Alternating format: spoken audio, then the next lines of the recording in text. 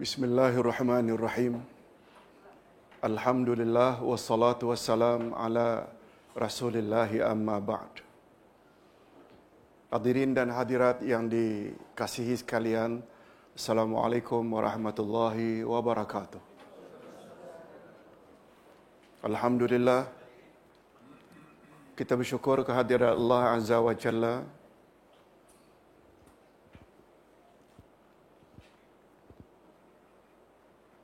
karena berkat dengan taufiknya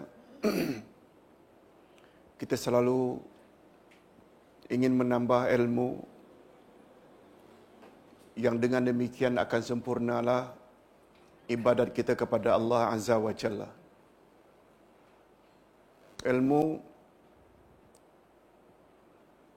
kata para ulama, terbagi dua, ilmu yang bermanfaat dan ilmu yang tidak bermanfaat. Itu sebabnya Nabi Muhammad sallallahu alaihi wasallam selalu berdoa. Tolong ikuti. Allahumma inni a'udzubika min ilmin la yanfa'. Ya Allah, aku berlindung kepadamu daripada ilmu yang tidak bermanfaat. Dari sisi lain pula, Nabi sallallahu alaihi wasallam bersabda, bila selesai salat subuh, jangan lupa doa. Tolong ikuti. Allahumma inni as'aluka ilman nafi'a wa rizqan tayyiba wa amalan mutaqabbala. Ya Allah, aku mohon agar Engkau beri aku ilmu yang bermanfaat, rezeki yang baik dan amal yang diterima.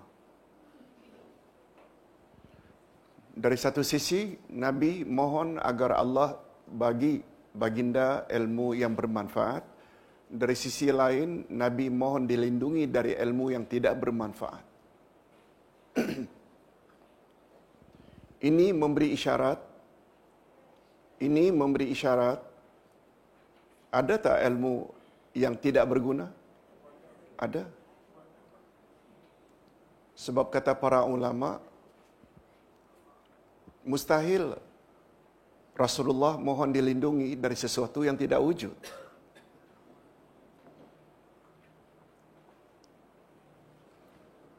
Sebagaimana dulu pada tahun 1998 bulan Oktober. Masih ingat? Satu peristiwa yang cukup menggemparkan Malaysia. Ada yang menulis, kononnya tidak ada azab kubur. Oktober 1998. Kalau tak salah, ditulis dalam majalah Al-Islam. Semua kita tahu, penulisnya Astora Jabat. Pernah dengar? Dah tak ada lagi sekarang dah. Dia mendakwa azab kubur sebenarnya tidak wujud. Padahal Nabi menyebut dalam hadis sahih riwayat Imam Bukhari, Nabi menggalakkan kita berdoa supaya dilindungi oleh Allah dari 4 fitnah. Satu di antaranya, Allahumma inni a'udzubika min azabil qabri. Betul tak? Ya Allah, lindungilah aku dari azab kubur dan azab neraka. Beza tak azab kubur dengan azab neraka? Azab kubur sebelum kiamat. Azab neraka setelah kiamat, setelah hisab. Ringkasnya, Nabi tidak akan mungkin minta dilindungi dari sesuatu yang tidak wujud. Oleh sebab itu, kalau Nabi minta agar dilindungi daripada ilmu yang tak bermanfaat, maknanya ilmu yang tak bermanfaat adalah wujud. Antara lain, black magic, ilmu-ilmu sihir dan bermacam-macam lagi lah. Betul tak ilmu itu boleh mencelakakan kita? Nah, sekarang Ustaz nak jelaskan, apa pula definisi ilmu yang bermanfaat, Ustaz? Syekh Abdul Rahman bin Nasir As-Sa'di dalam kitab tafsirnya Kalamul Mannan menyebut, ilmu yang bermanfaat ialah segala bentuk ilmu yang dapat menyempurnakan matlamat hidupmu. Nah, bila ditanya apa tujuan kita dicipta oleh Allah? Tolong jawab. Apa matlamatnya Allah cipta kita? Allah cipta manusia dan jin untuk apa? Untuk beribadat pada Allah. Jadi segala ilmu yang berkaitan dengan kesempurnaan ibadat, itulah dia ilmu yang bermanfaat. Nomor satu, Ustaz tak nafikan matematik, geografi, ilmu komputer ni semua bermanfaat. Tapi nomor satu, definisi ilmu yang bermanfaat, segala ilmu yang dapat menyempurnakan matlamat hidup, iaitu ibadat kita pada Allah. Termasuk tak persoalan akidah? Termasuk tak ilmu fiqh? Termasuk tak macam-macam ilmu akhlak dan lain-lain? Hadirin dan hadirat, izinkan Ustaz, sebelum bercakap tentang panduan salat duduk, Ustaz namakan salat duduk, bukan salat di atas kursi. Sebab asalnya duduk di lantai. Kemudian atas sebab-sebab tertentu, lalu ada kursi. Ustaz akan coba nanti jelaskan salat di bawah macam mana ketika duduk, di atas kursi macam mana. Ustaz tadi malam sempat tengok macam-macam cara orang mengajar tentang salat di atas kursi. Ada yang Ustaz setuju, ada yang Ustaz tak setuju. Cuma untuk lebih meyakinkan, Ustaz lebih suka awali dengan ilmu dulu, baru praktis. Betul tak? Apa yang Ustaz tengok dalam menjelaskan salat duduk, langsung saja praktis, tanpa diberi ilmu dahulu. Nah, Ustaz sudah sempat pagi tadi habis subuh lihat atau catat ada 7 poin yang Ustaz nak sampaikan sebelum Ustaz demo. Boleh? Ada masa ke? Okey. Sebab salafus salih berkata, tolong ikuti, al-ilmu imamul amal. Ilmu adalah imamnya amal. Nabi pula bersabda, tolong ikuti, ju'ilal imam liyu'tamma bih. Ilmu dijadikan, ju'ilal imam liyu'tamma bih. Imam dijadikan imam untuk diikuti. Imam dijadikan imam untuk diikuti oleh siapa? Jadi dalam hal ini, antara ilmu dengan amal, siapa imam? Ilmu. Siapa makmum? Amal. Betul tak maknanya amal mesti ikut ilmu? Oleh sebab itu, cara Ustaz nak jelaskan dulu mengapa ada salat duduk. Apa dalilnya dari Quran dan sunnah Nabi? Mengapa ada demikian?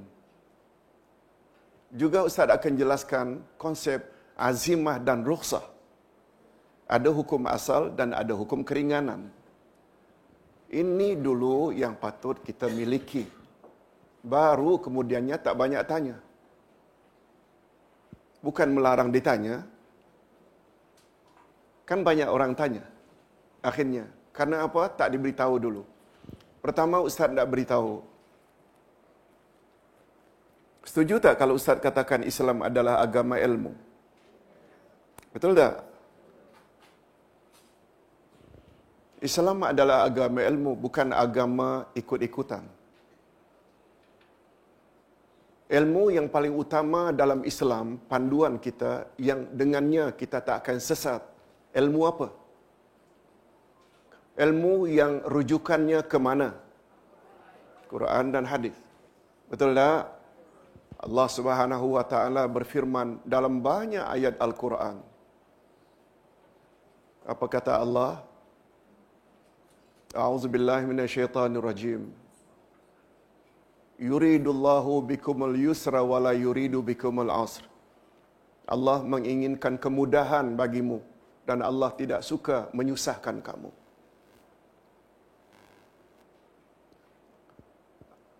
Allah suka menyusah-nyusahkan kita ke atau memudahkan kita? Faman kana minkum maridan aw ala safarin fa iddatun min ayyamin ukhar. Siapa yang pada bulan puasa musafir atau sakit, boleh dia tidak berpuasa asalkan ganti pada hari lain. Ada keringanan tak?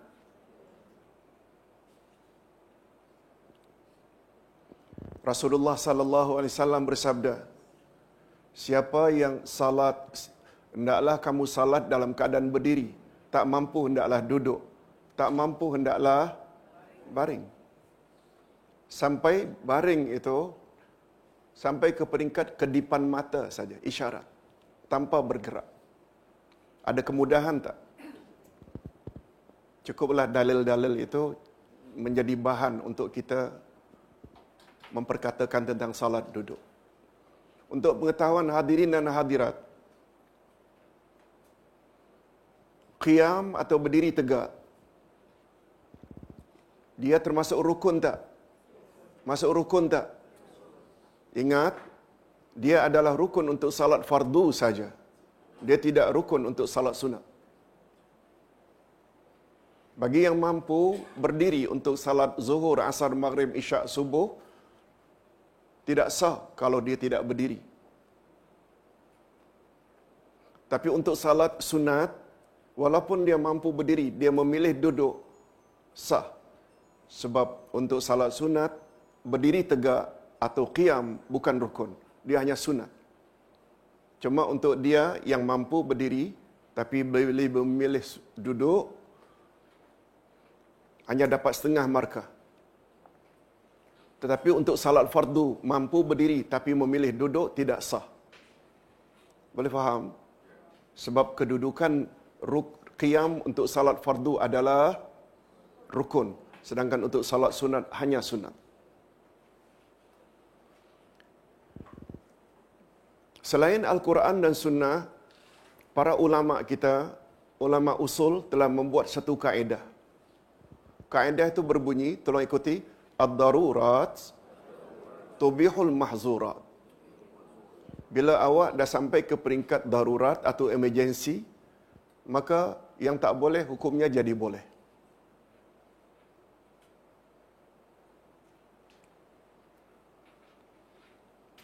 Daging khinzir, bangkai, darah, haram tak dimakan?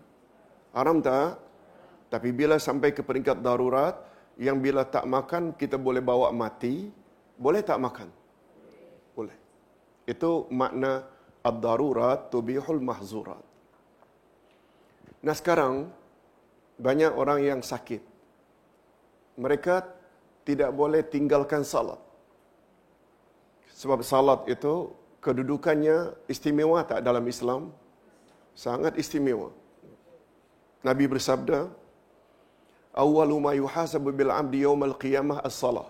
Pertama-tama yang akan ditanya oleh Allah pada hari kiamat nanti adalah salat. Bila salatnya sempurna, amal lain ikut sempurna. Bila salatnya tidak sempurna, amal lain ikut tidak sempurna. Oleh sebab itu, salat adalah ibadat yang paling utama, malah dia adalah ibadat pertama yang diturunkan kepada Nabi Muhammad sallallahu alaihi wasallam sebelum puasa, zakat dan haji. Betul tak? Malah cara turunnya pula lain daripada ibadat-ibadat lain. Puasa, zakat, haji, Allah suruh malaikat sampaikan perintah itu kepada Nabi Muhammad melalui wahyu. Betul tak salat Nabi pernah perlu jemput sendiri? Itu menunjukkan betapa pentingnya ibadah salat. Oleh sebab itu, hadirin dan hadirat, sebenarnya banyak ulama tidak setuju adanya istilah salat hormat waktu. Tidak pernah datang dari Nabi. Nabi sallallahu alaihi wasallam kata, salatlah apa yang kamu termampu.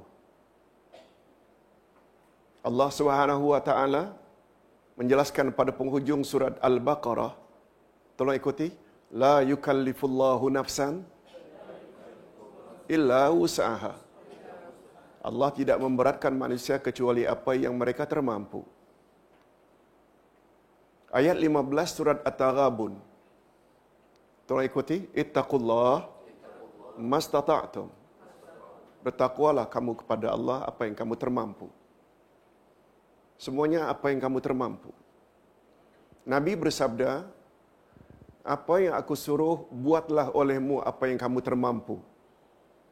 Dan terhadap apa yang aku larang, jauhi olehmu. Ada beza tak antara suruhan dengan larangan? Ada bezanya? Apa bezanya ya? Terhadap suruhan, ada tak kata-kata apa yang kamu termampu? Terhadap larangan, jauhi olehmu apa yang aku larang, tak ada sambungan apa yang kamu termampu. Ustaz, saya dulu minum satu hari satu botol arak, Ustaz. Tapi sekarang alhamdulillah seminggu hanya setengah botol aja, Ustaz. Itu yang termampu, Ustaz. Tak ada istilah itu. Beza tak antara suruhan dengan larangan? Nah, salat ini termasuk suruhan tak? Dia termasuk ke dalam apa yang kita termampu. Hadirin dan hadirat rahimakumullah. Pemahaman-pemahaman semacam ini sangat mustahab. Malah kata Nabi sallallahu alaihi wasallam, sebagaimana yang Allah Subhanahu wa taala suka, Nabi juga suka macam itu. Kata Siti Aisyah radhiyallahu anha, apabila kepada Nabi disuruh pilihan, apabila kepada Nabi diberi pilihan, Nabi akan kata, bila kepadaku diberi dua pilihan untuk mengamalkan suatu suruhan, yang satu senang dan yang satu susah, aku akan pilih mana yang lebih senang selagi dia tidak membawa dosa. Nabi suka tak kepada yang senang? Bukan yang susah. Wujud tak dalam masyarakat kita persepsi, oh makin susah kita beramal, makin besar fadilatnya. Bercanggah dengan kehendak Allah dan kehendak Rasul. Allah suka yang senang ke yang susah? Rasul suka yang senang ke yang susah? Ustaz buat contoh. Kita berangkat nanti jam 12.30 menuju ke JB. Sampai di Seremban RNR, kita buat zuhur dan asar tamam. Tamam, 4-4. Dengan yang satu lagi, kawan kita buat 2-2. Mana yang lebih senang? 2-2, jamak kasar. Atau dia hanya buat 4 saja zuhur di Seremban. Nanti sampai di JB, jam 5 nanti buat asar 4. Mana yang lebih ringan? Jamak kasar. Betul tak? Masih ada tak dalam persepsi masyarakat kita, RNR itu senang, kita selesa, ambil uduk, salatnya banyak, lagi bagus kan, makin banyak rakaat makin afdal. Ini semua bercanggah dengan Al-Quran dan sunnah Nabi sallallahu alaihi wasallam. Itu dah guna akal. Betul tak pilihan Allah dan pilihan Rasulullah yang terbaik? Okey.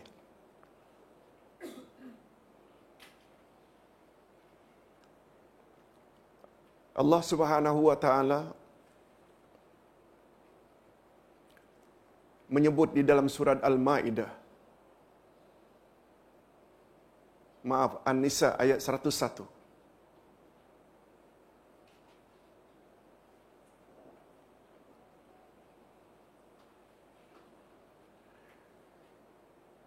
Siapa di antara kamu yang musafir, tidak salah dia mengkasarkan salatnya jika ia takut diganggu oleh orang kafir. Surah apa tadi?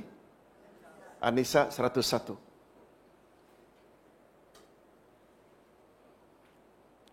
Umar ibn Khattab radhiyallahu anhu pernah ditanya, "Ya Amirul Mukminin, Sekarang kemana saja kita pergi, tak ada orang kafir yang ganggu untuk kita salat. Apakah kebolehan kasarkan salat dalam perjalanan itu masih lagi berkuat kuasa? Masih lagi dibolehkan? Apa jawab Umar? Pertanyaan yang sama pernah aku ajukan kepada baginda Rasul sallallahu alaihi wasallam semasa hayatnya. Apa kata Rasul? Sadaqatum minallahi faqbalu sadaqatah. Walaupun kamu tidak diganggu oleh orang kafir sekarang ini untuk salat kemana saja kamu pergi, tapi dia adalah sedekah daripada Allah. Oleh sebab itu, terima sajalah sedekah Allah. Itu sebabnya Imam Malik mengambil perkataan Nabi ini, memberi pandangan, siapa dalam perjalanan tidak kasarkan salat, kufur nikmat. Allah dah beri kemudahan, tidak susah-susah. Ustaz tidak beri gambaran yang Allah dan Rasul suka itu menyenangkan kita atau menyusahkan kita. Banyakkan orang kita beranggapan, Allah dia itu memudah-mudahkan salat. Tak elok itu. Ustaz tak setuju. Sampai kadang-kadang sandar sikit tak sah. Ini sedikit tak sah. Ini sikit batal. Apa ini? Ini yang Ustaz perlu beri kepahaman dulu. Apalagi pada ayat yang lain. Kalau tadi Al-Ma'idah 100, An-Nisa 101. Yang ini Al-Ma'idah 101 juga. Al-Ma'idah 101. Tolong ikuti. La tas'alu an asya' in tubdalakum tasukum. Orang-orang beriman, jangan kamu bertanya tentang sesuatu yang apabila diberitahu hanya akan menyusahkan kamu. Orang-orang beriman, jangan kamu bertanya. Nah, bila ditanya apa asbabun nuzul ayat itu turun? Faham makna asbabun nuzul? Sebab-sebab ayat turun. Karena Nabi sallallahu alaihi wasallam bersabda,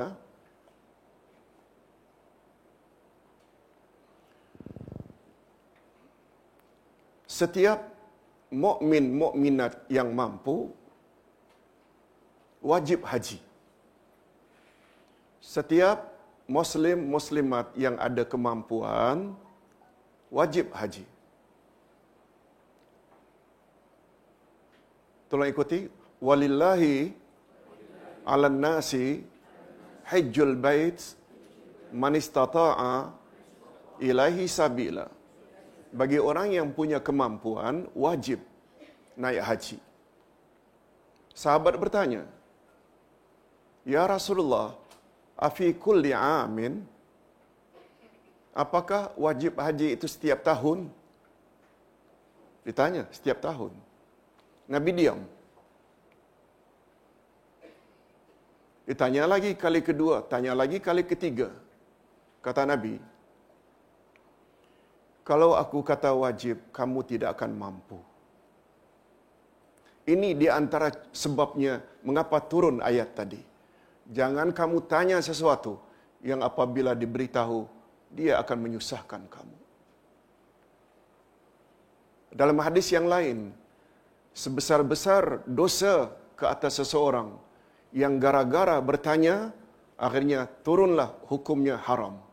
Orang yang bertanya itu sebesar-besar dosa. Dalam hadis yang lain, Rasulullah sallallahu alaihi wasallam bersabda, Allah telah fardukan beberapa fardu. Jangan kamu abaikan. Allah telah haramkan beberapa perkara yang haram. Jangan kamu langgar.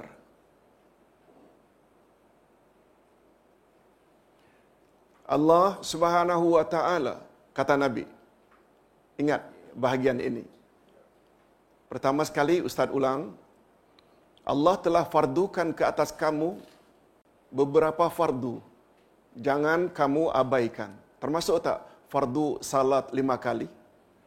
Termasuk tak fardu puasa dalam bulan Ramadan? Termasuk tak fardu zakat bila dah cukup nisab dan haul? Itu fardu. Jangan kamu abaikan. Selanjutnya kata Nabi, dan Allah telah haramkan beberapa perkara yang haram. Jangan kamu langgar. Selanjutnya apa kata Nabi? Banyak perkara juga yang Allah diamkan. Bukan karena dia lupa, tapi sebagai rahmat ke atas kamu. Oleh sebab itu jangan kamu tanya. Boleh faham? Ada tak yang Allah fardukan? Jangan abaikan. Ada tak yang Allah haramkan? Jangan dilanggar. Banyak tak perkara-perkara yang Allah tak sebut dalam Quran? Kata Nabi, Allah tak sebut bukan kerana Allah lupa, tapi Allah sayang padamu. Dalam bab itu jangan kamu banyak tanya. Pemahaman ini Ustaz rasa perlu dulu sebelum kita bahas bab salat duduk. Hadirin dan hadirat, itu antara lain yang Ustaz rasa sangat perlu kita fahami dulu. Ingat, antara ilmu dengan amal, mana yang patut kita dahulukan? Ilmu. Kaedah yang lain menyebut, tolong ikuti, al-ilmu muqaddamun alal qawli wal amal. Ilmu hendaklah didahulukan daripada bercakap dan beramal. Hadirin dan hadirat, apabila orang bercakap, berceramah, menyampaikan pada orang ramai, sedangkan dia tidak ada ilmu, ada kemungkinan tak dia sesat dan menyesatkan orang lain? Itu sebabnya sebelum kita mengajar, kita perlu tak ada ilmu dulu? Itu maksudnya. Bukan saja bercakap, beramal pun mesti dengan ilmu dulu. Itu sebabnya tadi salafus salih berkata, siapa yang imam dan siapa yang makmum antara ilmu dengan amal? Imamnya siapa? Ilmu. Amal adalah makmum, mengikut saja. Okey, dengan mukadimah itu Ustaz ingin praktikkan. Pertama sekali, apa yang Ustaz ingin sebut?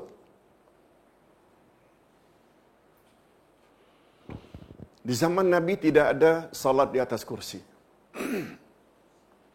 Semua di bawah. Itu sebabnya Ustaz ingin demo memperagakan salat di bawah dulu, sebelum di atas kursi. Boleh? Okey.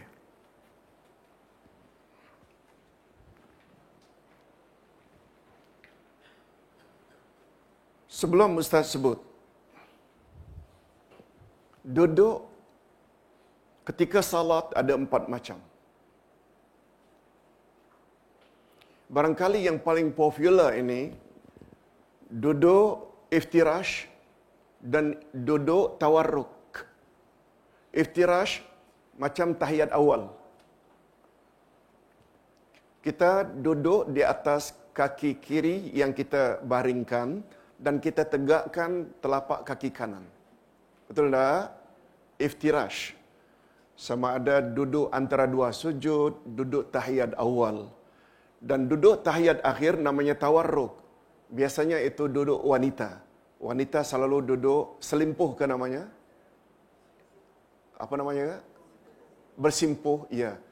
Simpuh atau selimpuh.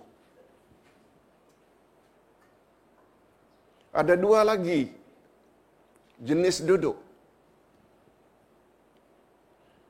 Tolong ikuti, murabba. Murabba ini, minta maaf, bersila. Macam laki-laki bersila. Setengah orang gunakan istilah sepanggung ke? Tapi bersila. Ini namanya murabba. Tolong ikuti, iftirash, tawarruk, murabba. Dan satu lagi, tolong ikuti, iqa'. Iqa', iaitu duduk di atas tumit yang telapak kaki kedua-duanya ditegakkan. Telapak kaki kedua-duanya ditegakkan, lalu kita duduk di atas tumit, sedangkan tangan di paha, di lutut. Contoh,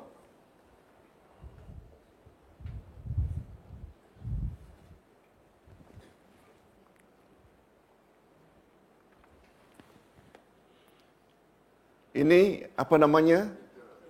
Iftirash. Duduk di atas kaki kiri yang dibaringkan dan kaki kanan ditegakkan. Yang ini namanya tawarruk. Tawarruk. Sebaiknya ditegakkan, tapi Ustaz tidak boleh begitu sebab ada semacam arthritis. Ujung-ujung jari itu macam kita. Umumnya kan ada agak sakit dilingkungkan. Boleh. Andai kata tak mampu pun diluruskan pun tak mengapa. Memang yang terbaik itu ditegakkan. Tapi tak semua orang boleh buat macam itu. Yang ini apa namanya? Ini apa namanya? Murabba itu bahasa asalnya 4 segi. Murabba itu dari kata arba'ah, murabba 4 segi. Tapi untuk duduk itu istilahnya ini, bersila. Iqa'a pula, Ustaz buat contoh ke depan dulu, iaitu tangan begini, kaki di belakang begini.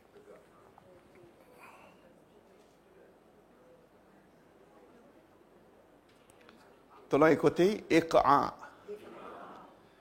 Yang tak boleh, iqa'a itu yang tak boleh, duduk seperti anjing tak boleh. Iqa'a, kaki seperti itu, tapi tangan di bawah. Ini yang dilarang oleh Nabi. Nabi ketika beliau lanjut usia, beliau selalu duduk macam ini. Karena itu yang selesa kalau umur dah semakin lanjut. Oleh sebab itu, bila ada orang duduk macam itu, jangan dipersalahkan. Nah, yang menjadi persoalan, mana yang lebih afdal, Ustaz? Duduk bentuk manakah sebagai ganti qiyam? Jawabnya murabba. Jawabnya murabba. Allahu Akbar. Dalam keadaan bersila. Tapi tidak semua orang kan boleh bersila. Mana-mana jenis duduk pun boleh. Setengah ustaz mengatakan dengan iftirash. Setengah orang bersimpuh. Setengah orang iqa'. Tapi pengganti asalnya qiyam adalah murabba. Boleh faham tak? Okey. Ustaz ingin demo dulu salat duduk di zaman Rasul sallallahu alaihi wasallam.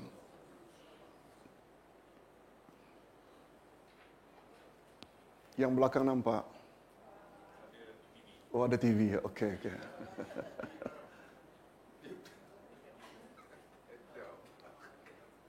Hadirin dan hadirat rahimakumullah. Jadi karena kedudukan duduk dalam salat pengganti qiyam adalah murabba, sebaiknya yang mampu bersila, tak kira laki-laki, tak kira perempuan, hendaklah mereka takbiratul ihram dalam keadaan bersila. Jika tak mampu, boleh mana-mana jenis, berapa jenis duduk tadi dalam salat. 4. Pertama, iftirash. Kedua, tawarruk. Ketiga, murabba. Yang keempat, iqa'. Okey. Seperti biasa, semua kita tahu, di antara rukun utama salat adalah takbiratul ihram dan niat. Betul tak? Kalau boleh serentak Sudah kita niat kita salat apa, sama ada sendirian atau berjamaah sebagai imam atau sebagai makmum, kita niat. Kemudian takbiratul ihram, Allahu Akbar. Setelah itu kita baca doa iftitah. Setelah itu kita baca Al-Fatihah. Kemudian kita baca ayat lazim. Begitu kan biasanya. Macam biasa. Kalau boleh,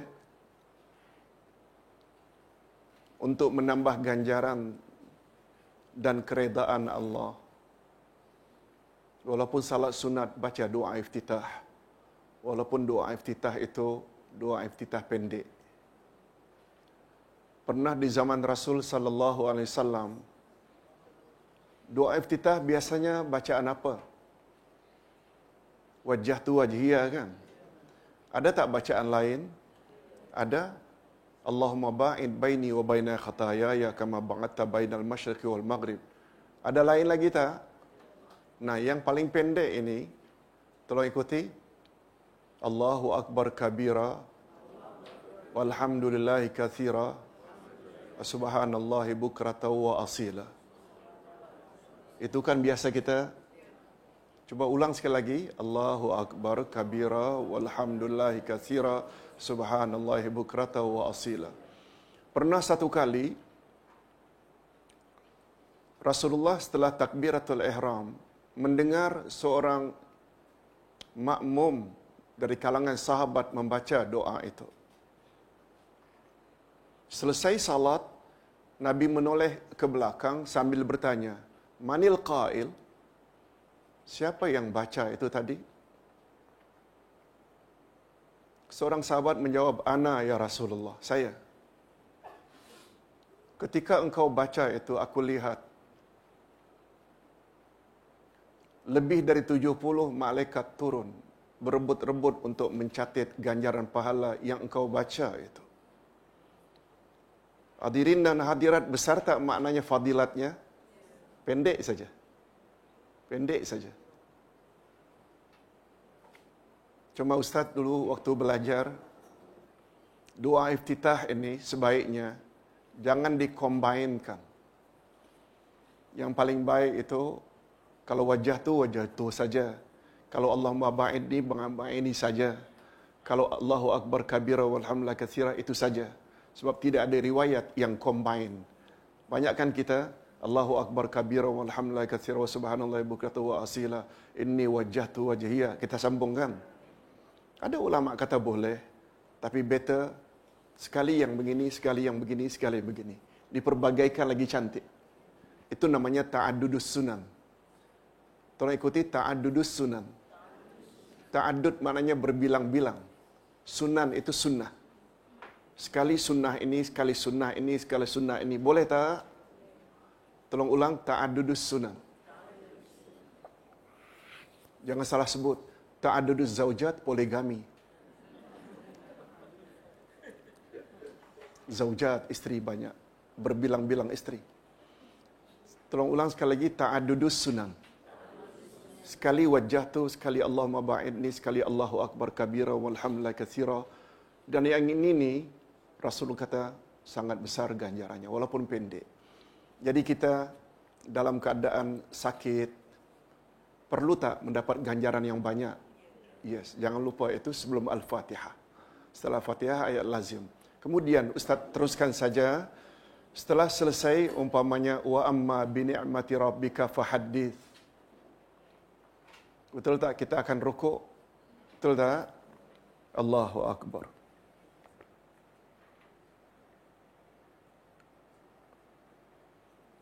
Ingat, ketika rukuk, kedudukannya telapak tangan ini di lutut. Apakah ketika berdiri atau ketika salat duduk, tetap tangan ini di lutut. Untuk pengetahuan hadirin dan hadirat, kedudukan tangan ini berbeza-beza dalam semua keadaan. Dalam semua rukun berbeza-beza.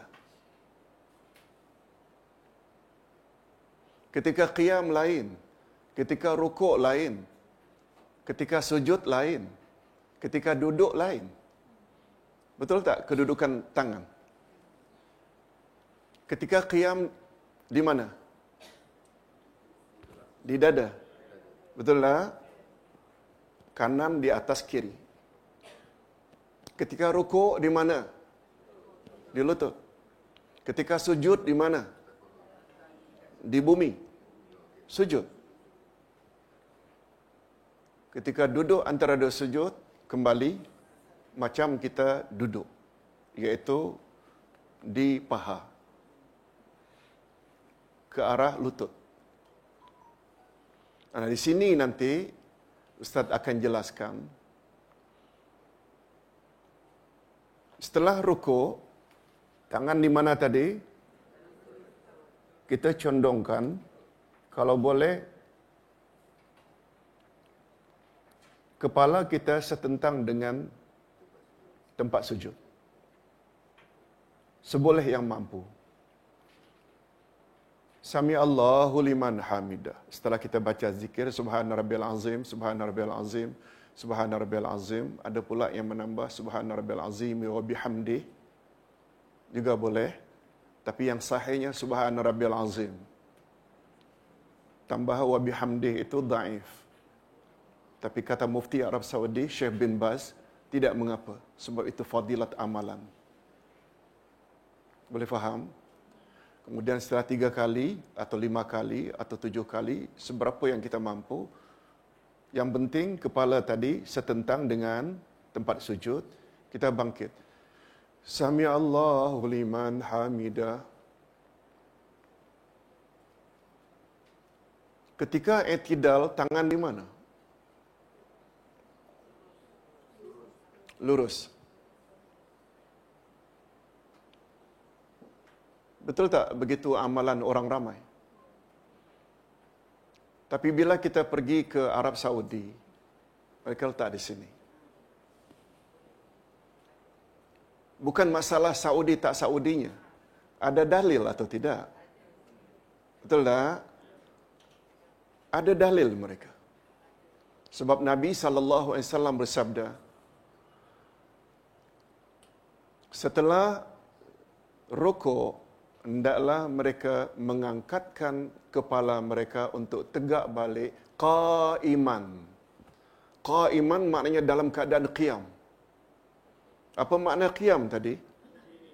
Diri tegak. Kedudukan tangan ketika qiyam di mana? Oleh sebab itu, kembali macam qiyam. Tu dia.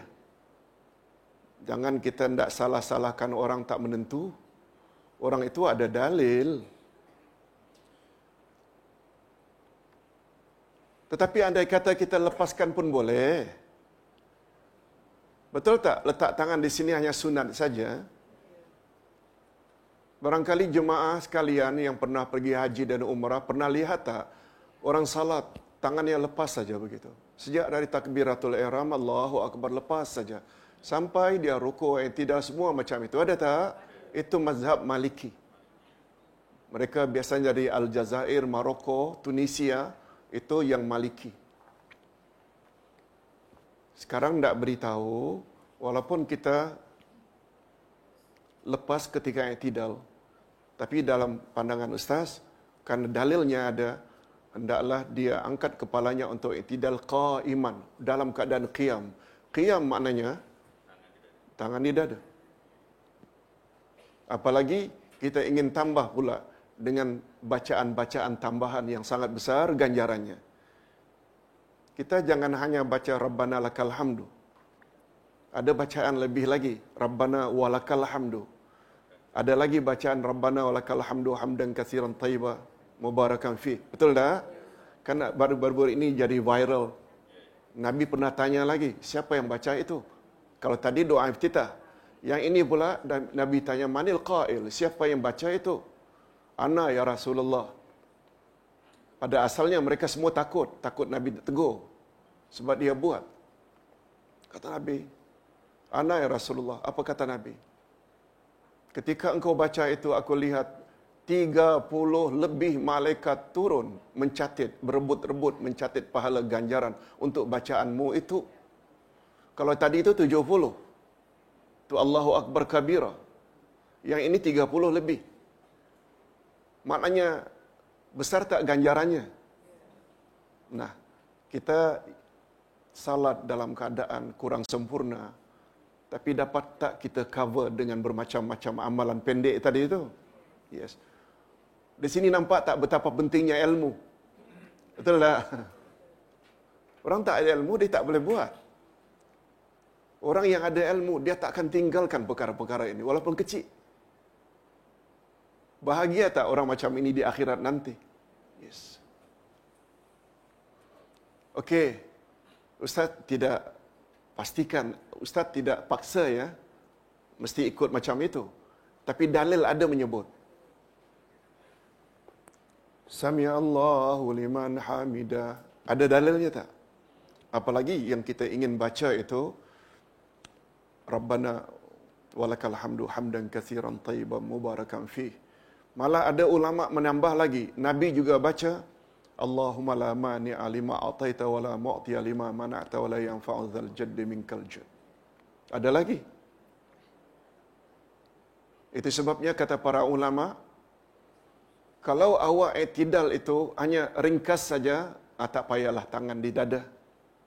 Tapi bila awak hendak baca yang panjang tadi itu, better dalam keadaan begini. Sebab betul tak kedudukan tangan begini lebih menampakkan humble-nya kita? Betul tak? Merendah diri kita kepada Allah Azza wa Jalla. Wajar tak kita merendah diri pada Allah? Yes. Okey, dari sini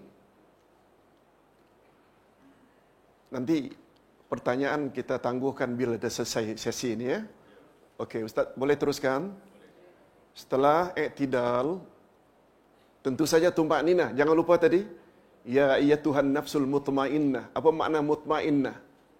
Sama tak dengan tumak ninah? Apa maknanya tumak ninah?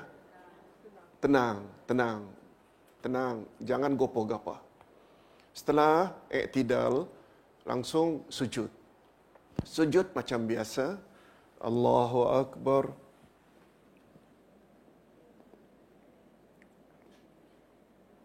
Sedikit penjelasan, sujud disuruh agar perhatikan berapa anggota? 7 anggota. 2 ujung kaki, 2 lutut, 2 tangan dan dahi. Dengan hidung. Yang penting dahi lah. Cuma yang tak boleh itu bila kita melengkung. Hidung ni sampai ke sejadah, tak sampai. Tak usah kita cari-cari sejadah dengan hidung. Malam hidung macam, apalagi dengan hidung macam ustaz ni, pesek, tak sampai memang. Hidung orang Arab ni yang panjang-panjang sampailah. Kita pula jangan begitu-gitu.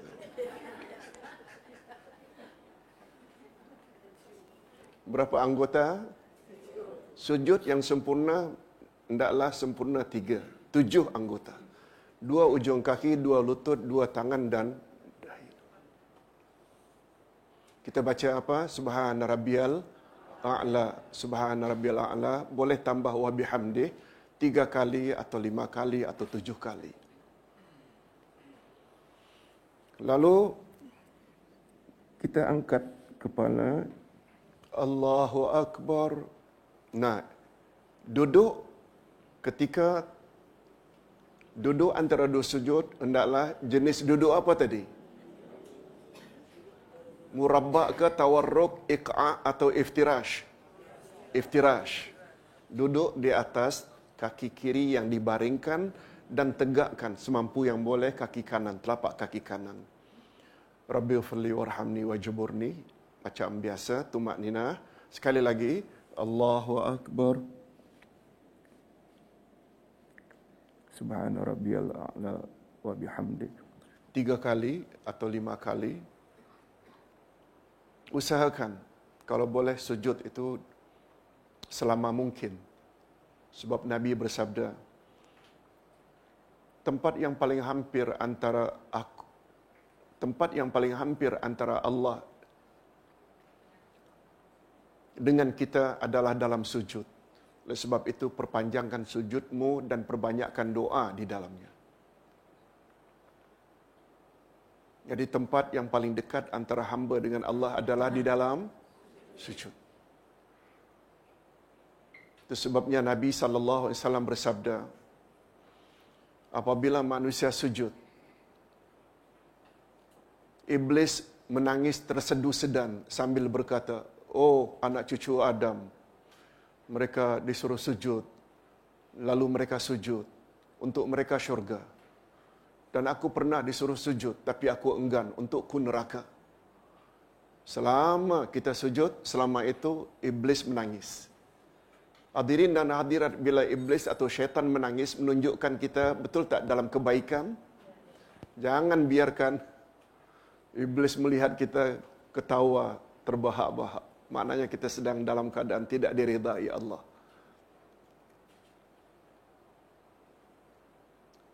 Apa yang fenomena hari ini? Karena sebab-sebab kecil kita akhirnya berpecah belah dengan sama Muslim. Setuju tak kalau Ustaz katakan syaitan bertepuk tangan? Betul tak? Dia suka kita kalau kita berpecah. Tapi bila kita bersatu, oh dia menangis. Jadi sekali lagi, tempat yang paling dekat antara kita dengan Allah adalah di dalam sujud. Adalah di dalam sujud. Sedikit pencerahan. Dalam Islam ada tak timing yang sangat kabul bila berdoa? Ada tak timing atau ketika atau masa yang sangat makbul bila berdoa? Ada tak?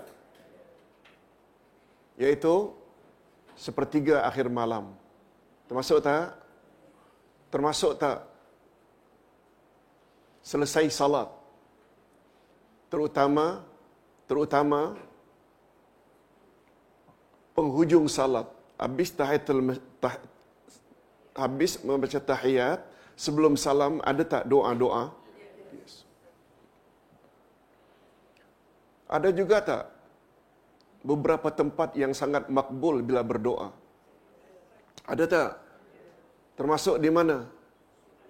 Ketika sujud. Termasuk tak di Raudah Kali Madinah? Termasuk tak di Multazam depan pintu Kaabah? Termasuk tak Arafah? Termasuk tak Mina? Tapi ingat ya, Arafah dan Mina, makbul doa tempat itu hanya pada waktu tertentu saja, yaitu ketika amalan-amalan haji, bukan sepanjang tahun. Maksud Ustaz, tidak benar ada istilah hari ini, hari Arafah, doa kita hari ini adalah jam 5 suku. Sebab 5 jam lebih beza antara Mekah atau Arafah dengan Malaysia. Karena di sana bermulanya wukuf, betul tak, setelah tergelincir matahari, masuk waktu zuhur, lalu ditambah dengan 5 jam. Di sini jam berapa? Apakah betul itu? Jawabnya tak betul. Sebab yang Nabi sebut itu tempatnya, bukan timingnya. Jadi bukan untuk kita. Untuk kita di sini adalah hari Arafah, sebagaimana hari Arafah menurut pengisytiharan kerajaan masing-masing. Walaupun mereka hari Jumaat, kita kan hari ini, baru-baru ini kan puasa Arafah hari Sabtu. Betul tak? Apalagi Nabi SAW bersabda, man sama yaumi Arafah. Tolong ikuti, man sama yauma Arafah. Siapa yang berpuasa hari Arafah? Nabi tidak sebut man sama Arafah. Nabi tidak sebut siapa yang puasa Arafah. Tapi Nabi sebut siapa yang puasa hari Arafah. Dan hari Arafah itu tertakluk pada pengisytiharan negara masing-masing.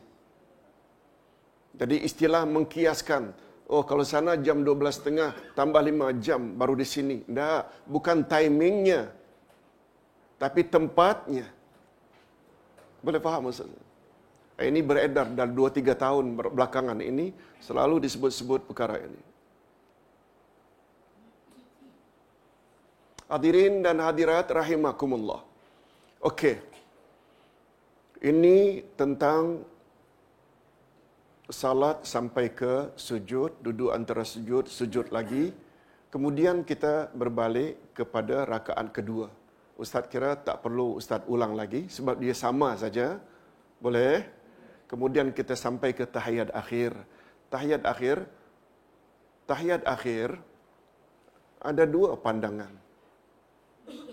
Tahiyat akhir ini pandangan Imam Asy-Syafi'i. Tahiyat awal duduk iftirash. Tahiyat akhir duduk tawarruk, iaitu bersimpuh. Tapi itu untuk rakaat yang lebih daripada 2 rakaat. Lebih dari 2 rakaat salat apa? Maghrib, Isya, Zuhur, Asar. Betul tak? Tapi bagi salat yang hanya 2 rakaat, cukup iftirash sahaja. Termasuk subuh tak? Termasuk tak salat Idul Fitri, Idul Adha? Termasuk tak salat-salat sunat qabliyah, ba'diyah yang 2 rakaat? Cukup iftirash sahaja. Boleh faham? Tapi bagi yang ingin buat semuanya tawarruk ke semua iftirash, tak batal. Cuma kita tidak bercakap yang melebih afdal. Termasuk tak salat tarawih? Yes, iftirash saja. Okey, dah selesai semua, lalu kita pun fil alamina innaka hamidum majid. Jangan lupa, kalau boleh kita tambah dengan memohon perlindungan daripada Allah dari 4 fitnah tadi. Tolong ikuti. Allahumma inni a'udzubika min azabil qabri wa a'udzubika min azabin nar wa min fitnatil mahya wal mamat wa a'udzubika min syarri fitnatil masihid dajjal. Nah, boleh sambung lagi tak dengan doa-doa yang lain? Boleh. Hatta doa-doa dari Al-Quran. Rabbana atina fid dunya hasanah wa fil akhirati hasanah. Rabbighfirli wa liwalidayya. Rabbana zalamna anfusana. Boleh tak? Sebelum kita salam. Boleh. Yang tak ada itu setelah ghairil maghdubi alaihim waladdallin. Adakah orang baca Rabbighfirli? Ada tak? Sebenarnya itu tidak ada dalil. Tempat yang paling bagus kita berdoa dalam atau di luar salat? Dalam, sebab kita sedang berhadapan dengan Allah. Nak minta-mintalah. Dan timing atau tempat yang paling baik doa dalam salat ada 2 tempat, iaitu dalam sujud dan sebelum salam setelah tahiyat akhir. Itu 2 timing ini sangat bagus. Okey. Sekarang Ustaz ingin berpindah salat di atas kursi. Boleh? Okey.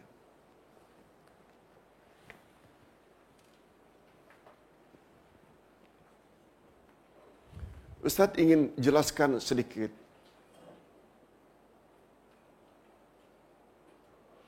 Salat duduk di lantai, bagaimana rukuk, bagaimana sujud, bagaimana i'tidal,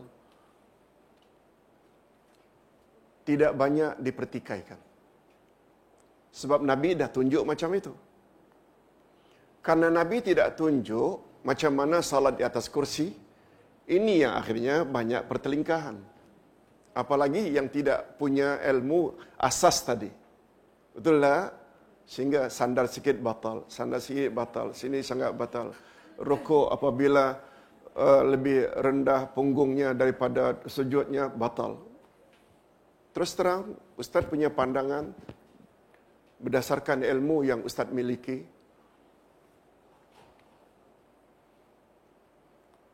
Ustaz tak setuju. dengan menghukum seseorang itu batal, batal, batal. Kasihan orang yang sudah belasan tahun salat di atas kursi. Sedih akhirnya. Betul tak? Tak usah kita macam itu.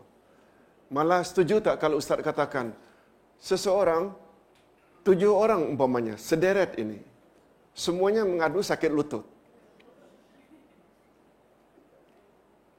Berbeza-beza tak kemampuan mereka? Memanglah sakit lutut, mereka akhirnya tak boleh berdiri lama, okey, di atas kursi.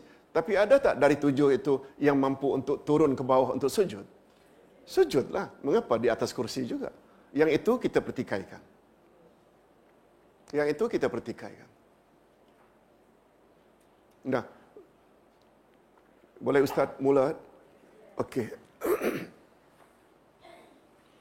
Andai kata tidak jadi masalah, sebab yang jadi masalah itu berdiri lama. Better takbiratul ihram dalam keadaan qiyam. Tak susah pun. Betul tak? Ini kalau ingin lebih sempurna, takbiratul ihram dalam keadaan qiyam. Setelah kita niat untuk salat apa? Allahu Akbar. Taruhlah kita salat sendiri atau berjamaah. Kita dengar dulu atau kita baca doa iftitah pendek tadi kalau tak tahan. Allahu Akbar kabira atau wajjahtu wajhiya. Begitu imam membaca Bismillahirrahmanirrahim. Alhamdulillahi rabbil alamin. Kita rasa sudah mula gemetar. Tak tahan. Orang lain sebelah mungkin masih tahan. Kita duduk. Boleh tak? Orang samping barangkali masih berdiri. Tak ada masalah. Malah ada tak orang di samping kita pula di sini sejak takbir lagi dah dalam keadaan duduk? Itu yang Ustaz maksudkan. Kita masing-masing sakit, tapi masing-masing kita lah yang paling tahu kondisi kita. Betul tak? Tolong jangan berburuk sangka. Apalah si fulan itu, apalah. Akhirnya kan tak pasal-pasal dapat dosa kering. Betul tak? Berbaik sangka sajalah. Betul tak orang yang salat walaupun macam mana keadaannya lebih baik daripada yang tak salat? Kita kena tengok yang dari itu. Keadaan orang berbeza-beza. Okey. Taruhlah Ustaz sekarang sudah takbir, kalau tak mampu memang duduk saja pun tak mengapa. Ustaz tak berani mengatakan awak mampu berdiri tapi langsung awak duduk lalu batal, tak sah. Ustaz tak berani. Biar serahkan pada Allah Azza wa Jalla. Sebab kemampuan orang berbeza-beza. Cuma Ustaz hanya berani mengatakan kalau mampu berdiri walaupun sebentar, takbirlah dalam keadaan berdiri. Kalau tak mampu, tak mengapa. Okey. Baca apa tadi? Doa iftitah. Kalau tak boleh panjang pun, Allahu Akbar kabira. Besar tak ganjarannya tadi? Kemudian surat Al-Fatihah. Kemudian ayat lazim. Walaupun hanya Qul a'udzu birabbil falaq. Cukup. Lalu kita rukuk. Ada yang mengatakan rukuk mesti berdiri lagi. Ada yang mesti rukuk begini. Ada yang mengatakan boleh saja rukuk. Macam dalam keadaan duduk tadi, usahakan supaya dahi ini setentang dengan tempat sujud. Sebolehnya. Baca Subhana Rabbiyal A'la wa bihamdi beberapa kali. Sami Allahu liman hamidah. Tadi Ustaz dah jelaskan, boleh begini. Kalau kita tidak baca yang panjang-panjang, boleh juga lepas saja. Tapi Ustaz lebih memilih begini, sebab ada dalilnya. Kemudian, andai kata kita mampu untuk sujud, bagus tak sujud di bawah? Bagus tak? Iya. Sebab itu hukum asalnya macam itu.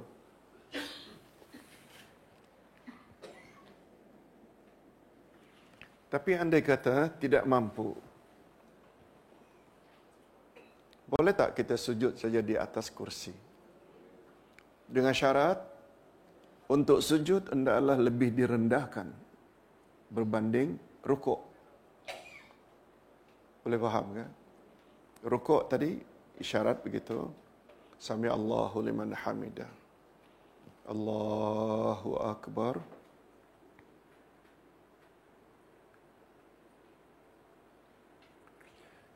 Allahu akbar, duduk macam biasa. Kemudian sekali lagi Allahu akbar.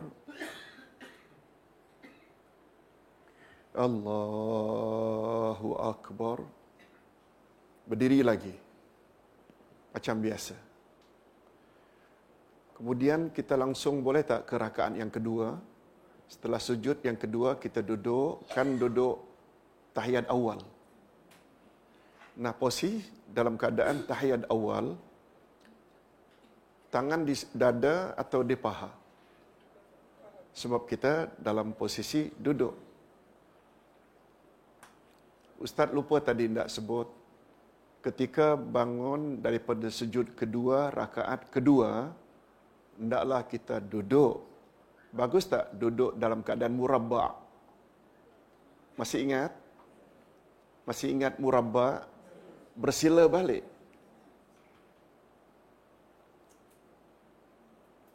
Tapi bila kita bangun daripada rakaat yang kedua, duduk di atas lantai tadi, kita hendaklah duduk dalam keadaan iftirash atau tawarruk.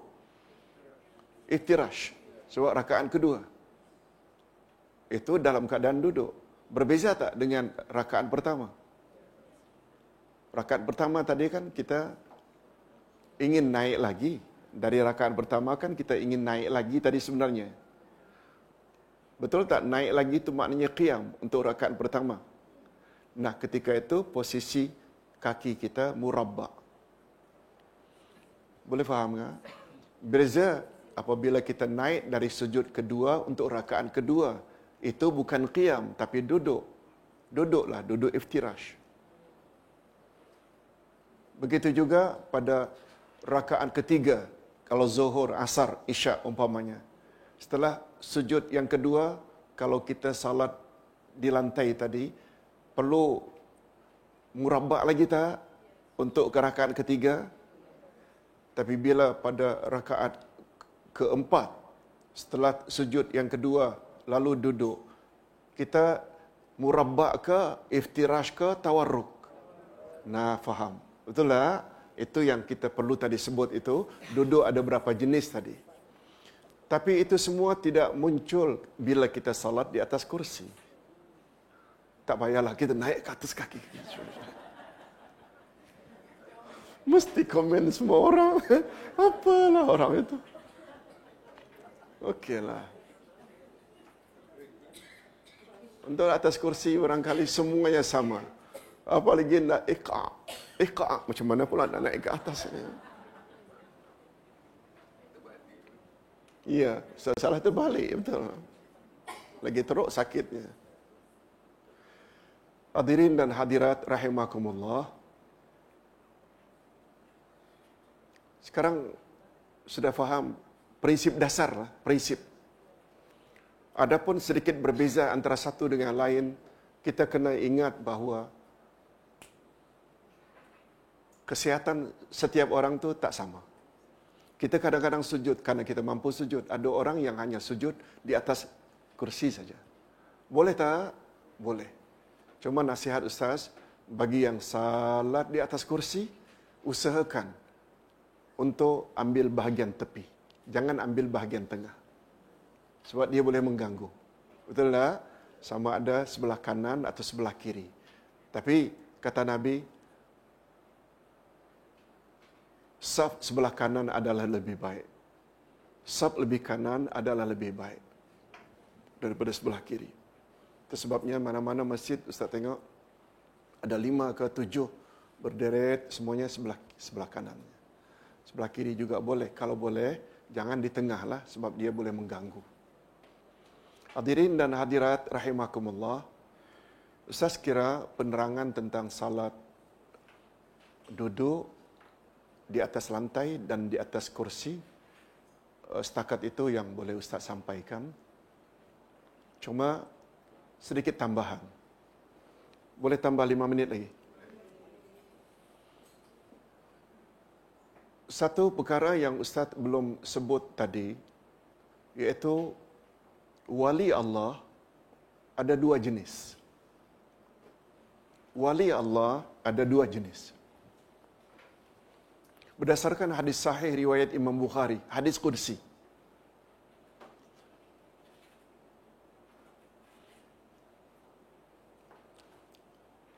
Allah Subhanahu wa taala berfirman. Nabi Muhammad sallallahu alaihi wasallam bersabda bahwa Allah telah berfirman. Maknanya hadis ini hadis apa? Hadis apa? Hadis Qudsi. Apa kata Allah? Siapa yang memusuhi wali-waliku, maka aku isytiharkan perang dengan dia. Masih ingat hadirin dan hadirat apa makna wali Allah? Apa makna wali? Orang yang hampir dengan Allah. Orang yang dekat dengan Allah. Itu wali Allah. Syarat utama untuk menjadi wali Allah ada berapa? Dua. Masih ingat istilah IT? IT, iman dan taqwa. Kita boleh lihat syarat ini pada ayat 62-63 dari surat Yunus. Surat Yunus ayat 62 dan 63. Inna awliya Allah la khawfun alaihim wa la hum yahzanun. Sesungguhnya wali-wali Allah mereka tidak takut dan tidak sedih.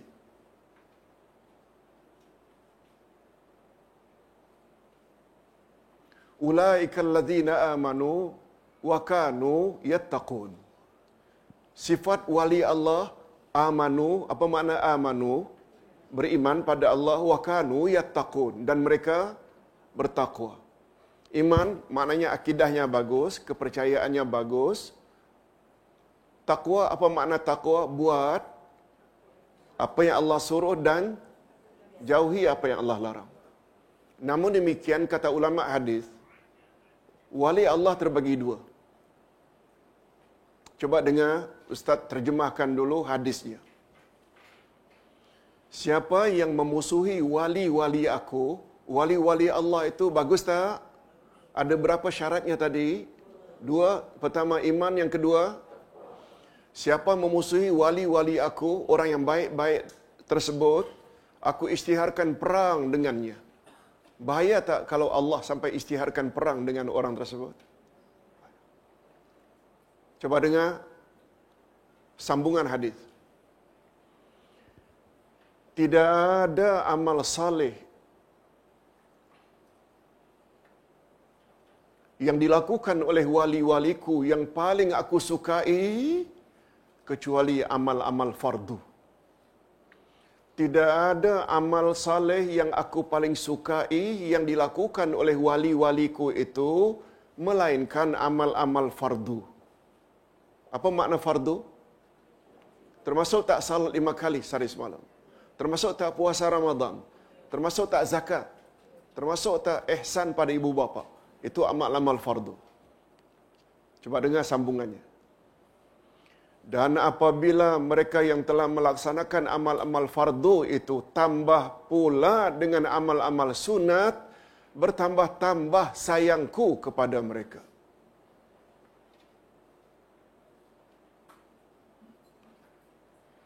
Jika mereka jadi orang yang kedua ini, maka akulah yang menjadi penglihatannya ketika dia melihat, akulah yang akan jadi pendengarannya ketika dia mendengar, akulah yang akan jadi tangannya ketika dia memegang, akulah yang akan menjadi kakinya kemana dia berjalan. Lalu, apa kata Allah pada penghujung hadis? Tidaklah dia minta ampun padaku, kecuali aku ampunkan. Tidaklah dia memohon pelindungan kepadaku, kecuali aku lindungkan dia. Itu jaminan dari Allah. Sudah faham hadis itu?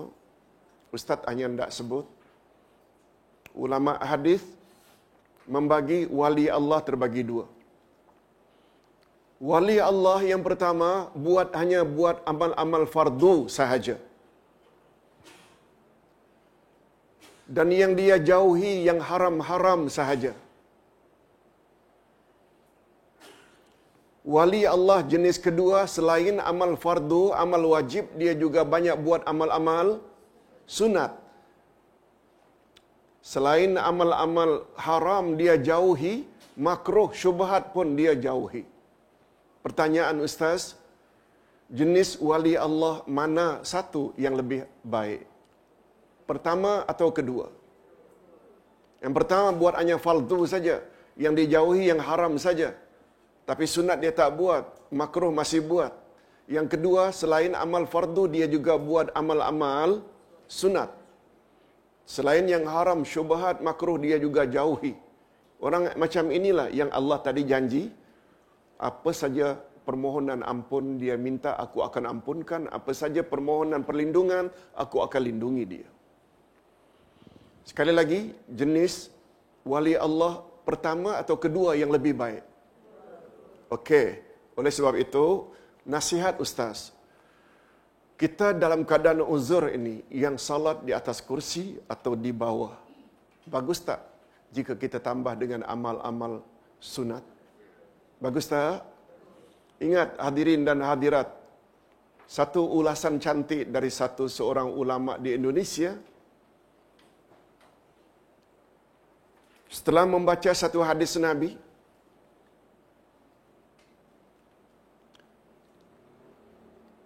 salat yang paling afdal setelah salat fardu adalah salat malam. Salatul lail. Salat yang paling afdal setelah salat fardu. Betul tak salat fardu tidak ada yang boleh mengatasinya? Betul tak? Nama pun fardu, wajib. Zuhur, asar, maghrib, isyak, subuh. Setelah salat fardu, salat apakah dari semua salat sunat yang paling afdal? Salat, bila disebut salat malam, dia merujuk salat apa? Tahajud dan witir. Jangan lupa. Oleh sebab itu, bila ada package setengah-setengah ustaz atau ustazah, salat malam itu mesti diisi dengan hajat, dengan tasbih, dengan tobat. Boleh, boleh. Tapi bagi ustaz itu bukan suatu kemestian. Betul tak hajat, tobat boleh dilakukan pada siang juga? Yes. Nabi sebut salat malam. Itu sebabnya salat malam Nabi bukan diisi dengan taubat tasbih. Nah. Sepanjang malam Nabi salat, atau sebahagian besarnya. Cuma, betul tak Rasul sallallahu alaihi wasallam bila baca ayat lazim itu cukup panjang? Sampai Siti Aisyah kata, ya Rasulullah, Tuhan kan telah dijamin masuk syurga. Mengapa salat malam sampai gemetar kaki Tuhan, bengkak-bengkak tumit Tuhan? Nabi hanya jawab, tolong ikuti. Afala akunu abdan syakura? Tak bolehkah aku jadi hamba Allah yang pandai bersyukur? Boleh tak kita simpulkan dari jawaban Nabi yang ringkas itu, motif utama baginda memperbanyak ibadat adalah kerana ingin menyatakan rasa syukur? Yes. Nabi pernah diikuti oleh Abdullah bin Mas'ud. Oh, kalau Abdullah Yasin belakangnya memang terjatuhlah. Sudah hampir selesai salat surat Al-Baqarah yang paling panjang, 286. Fansurna 'alal qaumil kafirin. Abdullah bin Mas'ud dah siap-siap untuk rukuk. Nabi sambung dengan surat Ali Imran. Ali Imran dah 200 pula. Betul tak? Dah sampai ayat terakhir. Ya ayyuhalladzina amanu sabiru wa sabiru wa rabitu wattaqullaha la'alakum tuflihun. Siap-siap nak sujud, nak rukuk. Nabi sambung surat Ali Imran, surat An-Nisa. An-Nisa. Ada yang mengatakan An-Nisa dulu baru Ali Imran. Itu ada dua riwayat. Kalau kita combine Al-Baqarah, Ali Imran, An-Nisa, betul tak dekat 600-700 ayat? Jangan bimbang, kita inna ataina pun jadi. Boleh tak? Boleh tak baca surah pun boleh tak? Yang perlu baca itu Al-Fatihah. Jangan bimbang dari sudut itu. Cuma apa yang Ustaz nak sebutkan oleh ulama Indonesia sebut. Salat fardu kita dipanggil melalui wakil Allah. Siapa makna wakil Allah yang memanggil kita? Siapa? Muazzin tu, Bilal. Betul tak? Betul tak azan itu adalah panggilan ilahi? Tapi Allah sendiri ke yang menyebut? Tak. Wakil Allah. Tapi untuk salat malam Allah sendiri yang panggil. Coba dengar hadis ini. Hadis sahih riwayat Imam Bukhari. Allah turun ke langit dunia pada sepertiga akhir malam. Kita biasa dengar itu kan? Allah turun tadi termasuk sifat tak? Pada sepertiga akhir malam Allah turun. Dan Allah turun setiap malam. Lalu Allah berfirman, "Hei hamba-hambaku yang banyak dosa, kamu orang tidak ingin ke mohon permohonan ampun daripadaku agar aku ampunkan kepada kamu. Wahai hamba-hambaku yang punya hajat, mengapa kamu tidak meminta hajat supaya aku kabulkan hajatmu pada saat ini?" Betul tak itu Allah langsung yang cakap? Betul tak?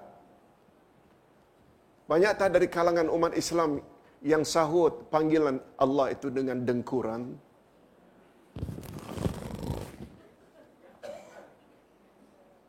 Dengkur saja sampai ke subuh. Allah panggil. Allah sendiri yang panggil. Bagus tak kita bangun jam 4.30, jam 5? Salat tahajud, salat witir, kemudian doa pada Allah. Allah yang merayu. Mengapa kita abaikan? Sekali lagi, ingin jadi wali Allah yang pertama ke atau yang kedua? Yang kedua, kena banyak buat sunat ini. Ustaz kira cukup sampai di sini dulu. Mudah-mudahan dengan ilmu yang Ustaz sampaikan tadi, pertama ilmu dulu, kemudian praktikal. InsyaAllah kita akan selamat dunia dan akhirat. Sekian dulu. Wassalamualaikum warahmatullahi wabarakatuh. Minta maaf, Tuan Haji Muhammad Nur minta izin sebab ada hal yang perlu beliau selesaikan. Kita tutup dengan tasbih kafarat. Subhanakallahumma wa bihamdika asyhadu an la ilaha illa anta astaghfiruka wa atubu ilaik. Assalamualaikum warahmatullahi wabarakatuh.